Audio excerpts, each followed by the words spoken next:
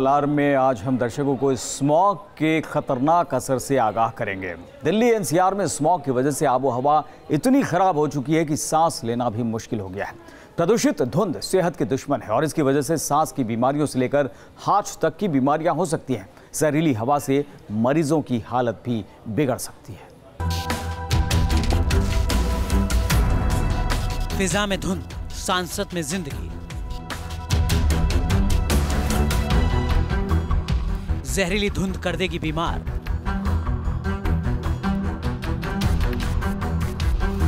दिल्ली में प्रदूषण का आपातकाल।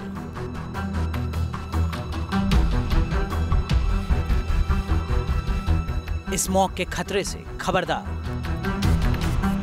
धुंध की चादर में खो गई दिल्ली। खतरनाक स्मॉग के चंगुल में करहा रही है राजधानी। स्मॉग का मतलब है स्मोक और फॉग का कॉम्बिनेशन, जिसने दिल्ली एनसीआर पर हमला बोल दिया है। सड़क पर निकलिए तो सांस लेना मुश्किल हो रहा है, आंखों में जलन होने लगती है। स्मॉग के लिए बड़ी मात्रा में धूल, ह्यूमिडिटी और हवा के कम भाव को जिम्मेदार माना जा रहा है। दिल्ली एनसीआर में हवा में घुले जबरदस्त प्रदूषण की वजह से स्थिति और बिगड़ी। पड़ोसी राज्यों में पराली जलाने के कारण भी धुंध ज्यादा गहरी हो गई। कई जगहों पर विजिबिलिटी घटकर 100 मीटर रह गई। प्रदूषण का आलम यह है कि एक अनुमान के मुताबिक दिल्ली के लोग हर दिन करीब 20 सिगरेट के बराबर धुआं अपने फेफड़ों में भर रहे हैं। वैसे तो मंगलवार से ही दिल्ली एनसीआर का दम घुट रहा था, लेकिन बुधवार दोपहर बाद हालात और गंभीर हो गए। एयर क्वालिटी इंडेक्स 474 तक पहुंच गया, जबकि गाजियाबाद में ये 475 दर्ज किया गया। नोएडा में एयर क्वालिटी इंडेक्स 468 रिकॉर्ड हुआ।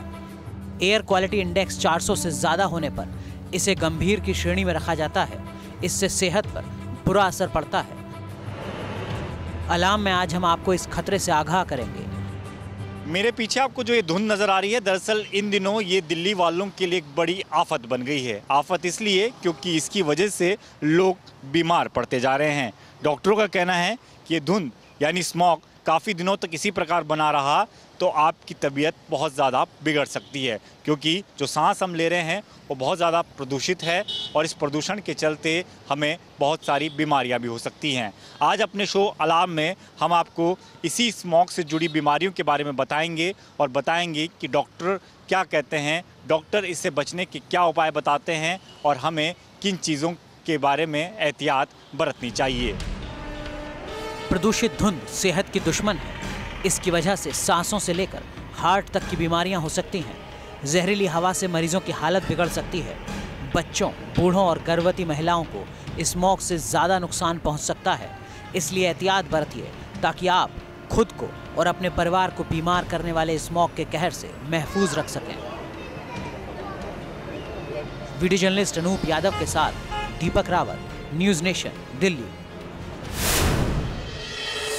तो दिल्ली एनसीआर में हालात काफी खतरनाक हैं। किस तरह की सावधानी आपको बरतनी चाहिए, आइए आप बताते हैं।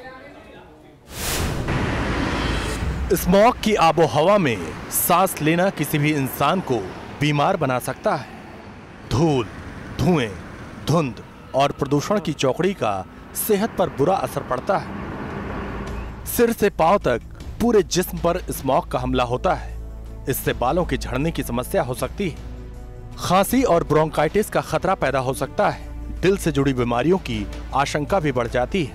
स्मॉग से भरे वातावरण में लंबे वक्त तक रहने से स्किन डिजीज होने का खतरा बना रहता है। प्रदूषित आबोहवा के कारण इम्यून सिस्टम पर भी असर पड़ता है। ब्लड कैंसर तक हो सकता है। स्मॉग की वजह से आंखों में जलन की शिकायत भी हो सकती है। मेडिकल एक्सपर्ट के मुताबिक स्मॉग इतना डेंजरस है कि इसकी वजह से अस्थमा से लेकर हार्ट अटैक तक हो सकता है। किडनी की बीमारियां भी होने का खतरा रहता है। अगर PM 1.0 और 2.5 लेवल्स ज़्यादा हैं तो वो एब्जॉर्ब होके दिल की बीमारियां करते हैं, सडन डेथ कर सकते हैं, हार्ट अटैक कर सकते हैं, ब्लड प्रेशर बढ़ा सकते हैं। और PM 10 जो है वो हमारे लंग्स में जाके डिपॉजिट होकर लंग्स में इंजरी करके अस्थमा का अटैक कर सकता है। प्रदूषण का आकलन दो मुख्य मानकों के जरिए किया जाता है, PM 10 और PM 2.5। इनकी वजह से कौन कौन सी बीमारी होती है, इस सवाल का जवाब मेडिकल एक्सपर्ट से सुनिए।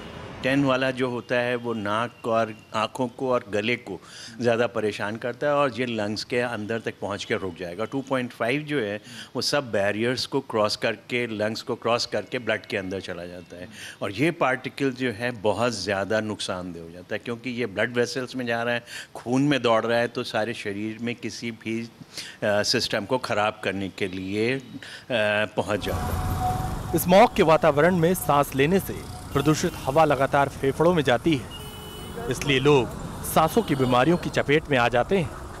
बच्चों और बुजुर्गों के लिए खतरा ज्यादा गंभीर है। इसमें जो है छोटे बच्चे और एल्डरली, क्योंकि उनके लंग कंप्लायंस और बाकी चीज़ें कम होती हैं, तो उनको ज़्यादा प्रॉब्लम होने के चांसेस रहते हैं। तो रेस्पिरेटरी डिजीज़ेस बढ़ रही हैं हर तरफ, हर हॉस्पिटल से मैसेज मिल जाएगा, जैसे कि एस्थमेटिक अटैक्स जो होते हैं, ब्रोंकाइटिस होती है, वो सब की बढ़ जाती है ऐसे में, और ज़्यादातर लोगों को प्रॉब्लम हो रही है। तो सबसे अच्छा यही है कि ये जो सुबह का टाइम है 5 बजे से लेकर 10 बजे तक का, इसमें ज़्यादा से ज़्यादा लोगों को जिनको इस तरीके की प्रॉब्लम है उनको इंडोर रहना चाहिए, बाहर ना आए। डॉक्टर्स की राय में जब तक स्मॉग के हालात बने हुए हैं तब तक बहुत ज़रूरी होने पर ही घर से बाहर निकलें। गाड़ियों का इस्तेमाल भी कम से कम करें ताकि प्रदूषण पर अंकुश लगे। अगर जहाँ पर भी AQI इंडेक्स जैसे आज की डेट में दिल्ली के अंदर में 400-500 से ज़्यादा है, तो अपने घर में रहें और एक्सर्शन ना करें। 150 से ऊपर में मैराथन नहीं, 200 से ऊपर में साइकिलिंग और वॉकिंग नहीं, 300 के ऊपर में लॉन्ग वॉक नहीं और 400 के ऊपर में वॉक नहीं। जैसे बारिश आती है, बारिश के टाइम पे जो प्रिकॉशंस लेते हो, समझ लो पोल्यूशन की बारिश हो रही है, आप घर में बैठिए। जो लोग पहले से ही सांसों की बीमारी से ग्रस्त हैं या फिर हार्ट अटैक के पेशेंट हैं, उन्हें ज़्यादा सावधान रहना चाहिए, क्योंकि स्मॉग उनकी बीमारी को गंभीर बना सकता है। वीडियो जर्नलिस्ट अनूप यादव के साथ दीपक रावत, न्यूज़ नेशन, दिल्ली।